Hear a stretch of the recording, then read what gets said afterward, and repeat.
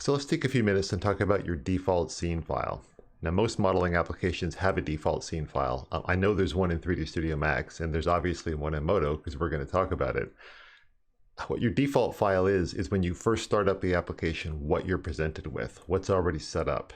If you find yourself creating the same materials over and over again or setting the same settings over and over whenever you start it up, it's probably time to get a default scene file together. I'm kind of the belief that your default scene file should be progressing along with the rest of your configuration. It's like your hotkeys, your custom forms, your pie menus should all be evolving along with your default scene file as you change workflows and as you refine, processes and that kind of thing. So let's jump into Modo, and I want to show you where to set the default scene file, and I want to give you a quick tour of my current one. So the first thing to cover is where it is. Go into System, Preferences, and in the Application section, right in the middle of the screen, you see the default scene field. Now that's just an LXO file, like any other LXO file. The ideal situation being that you start up clean, you have a completely clean LXO, you customize it and save it someplace. Then point that field at it. Then whenever you say File New, or whenever you start up Modo from scratch, that file will be loaded and used as your baseline to start working from. So kind of oddly, the first thing we're going to talk about has nothing to do with the default scene file, but I wanted to, but it's important for talking about the next couple things. Anyway, I typically work with the advanced viewport these days, not the default. I've tried it in past versions of Modo, and it's always been kind of slow and sluggish, and for whatever reason, not really usable. But in Modo 12, I'm finding the advanced viewport to be a lot of fun, and it looks great, and it's fast, and it's totally workable. So if you press the O key to bring up your viewport properties, this Advanced Options tab controls the settings for the advanced viewport. Now you can take a screenshot of this if you want to. These are the settings that I use.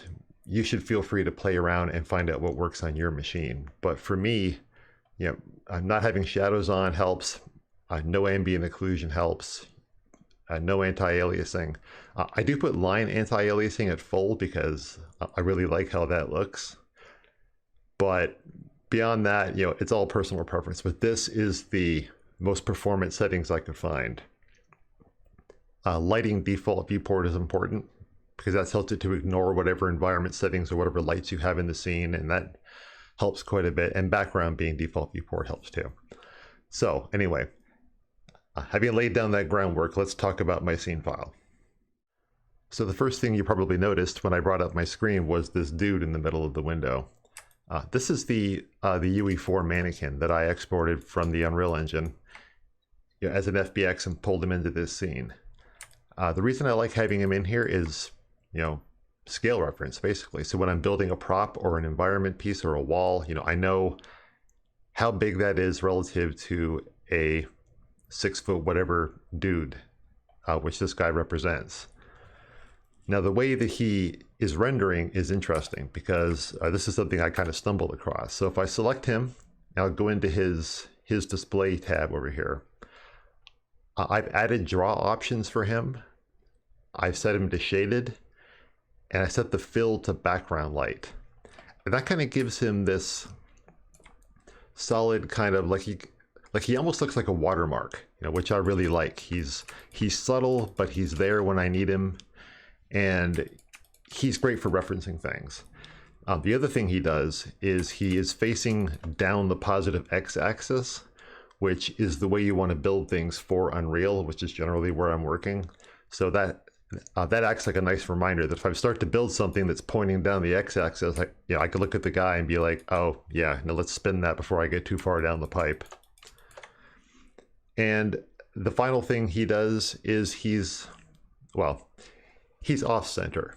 He's not standing right at the world origin, which gets him out of my way. So when I start working, he's not standing on top of my prop. So anyway, that's what the mannequin is for, and that's why he's there. So without going into tons of detail, we'll talk about my shader tree. I've got some default materials set up here, some default properties that I like. And the important workflow thing to look at here is the default material. This is what Modo assigns to all new geometry that comes in. And it's set up to kind of be a gray, kind of a shiny texture with a rounded edge setting.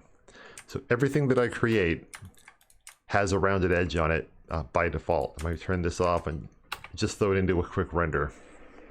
So you see gray, shiny, whatever. If the client wants to see the wireframe on something, there's a wireframe texture that sits above everything, right below the base shader. If I turn on the wireframe, I get the wireframe overlay, and I can just pass that on to the client. Now for added complexity, I have an Unreal material stuck into the tree here. And that's because when I'm in the advanced viewport will use the Unreal material straight up. You don't have to render or anything to get that visual look. So if I turn that on, you can see that my orange plasticky material that I set up using the Unreal settings up here shows up right in the advanced viewport, which I like for working. On more complex stuff, this actually looks really cool, but you can obviously customize this to whatever you want, or don't use it at all, whatever. This is my default file, and I do what I want. So the important thing to remember with the Unreal material, if you go to set this up, is that stuff below the Unreal material will filter up into it, particularly shininess. I found that it's impossible to have like matte clay type textures below it and then have the Unreal material be shiny. It just doesn't work out that way. So you'll have to play with those interactions to get the look you want, probably. But anyway, that's that. Now the final piece of this, you probably notice these RE textures down here. These are just kind of preset materials that I've set up with different levels of rounded edge shader on them. So some are, let me just open up a few of these. You can see this one's like, 2.5 inches, 1.25, half. It's a fast way to throw large and small rounded edges on things. And the way that I do that is I've got a custom pie menu set up that we won't get into today, but I'll put the command up here on the screen so you can bind your own key if you want to. But basically, set material does the default thing that the M key does. It calls up the set material window so I can customize it. The other stuff in the pie menu sets these same materials that are in the tree are represented here. So if I choose, large and I start to render on this, I'm going to get a large rounded edge on this shape. If I'm like, well, that looks too big, let's throw the small on there and see what that looks like. And then the render will, will restart with that new setting. And I'm like, okay, well, actually what I'm doing today is I'm working on, let's say, a collision box for this thing. I'm like, well, I can't see what's going on inside, so call up my wheel and put the transparent material on it. And now I can work on collision with full visibility inside of the collision volume. And that's really what I use them for. They're for quick ways of setting up materials for my everyday work.